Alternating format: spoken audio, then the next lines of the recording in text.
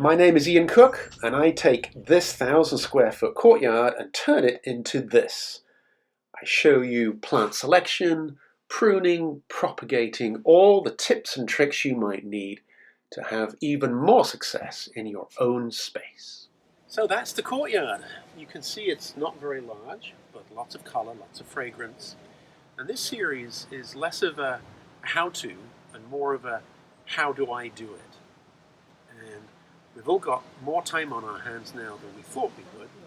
So if you want to learn about plants, plant culture, propagation, division, growing figs, growing tropical plants, and arranging something a little bit different, then this is the channel for you.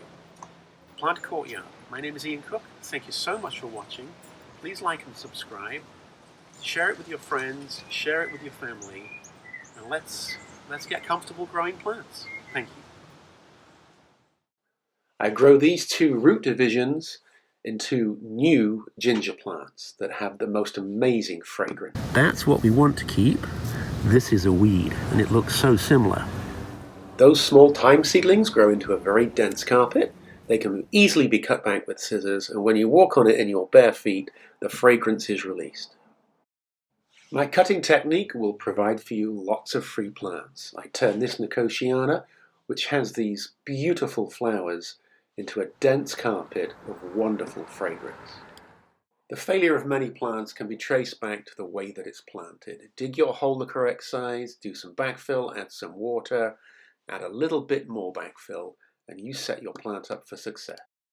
If you've never had a fresh fig, you are really missing out.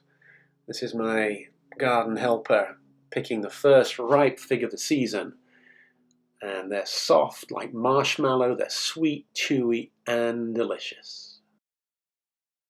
Providing adequate water is very important for all our plants. Splashing it around doesn't work, but here I show you the remarkable benefits of submerging a new plant. I couldn't find the greenhouse of my dreams, so I designed and built my own. Using modern techniques, I was able to provide a safe structure for plant propagation and growth. I'll go into the old-fashioned cold frame, how it works, and the benefits it provides year-round. Dahlia's perfect for the beginner. Look at this agapanthus. One of my favorite foliage combinations. Albitza in the background, Arundodonax in the front, and then we've got the big foliage of the dahlia. This is the corkscrew vine, or Vigna caracalla. You see here the flowers open up to this beautiful three-dimensional shape, and then you've got these snail or nautilus type flowers above. Garden centers don't stock all the plants available. Many choice plants like this white Thunbergia are available from seed. If you have a propagator, you can grow your own and have something that is very unusual. A $5 packet of seeds can reward you with large numbers of choice plants. Here we've got Lium formosana. This is golden hops.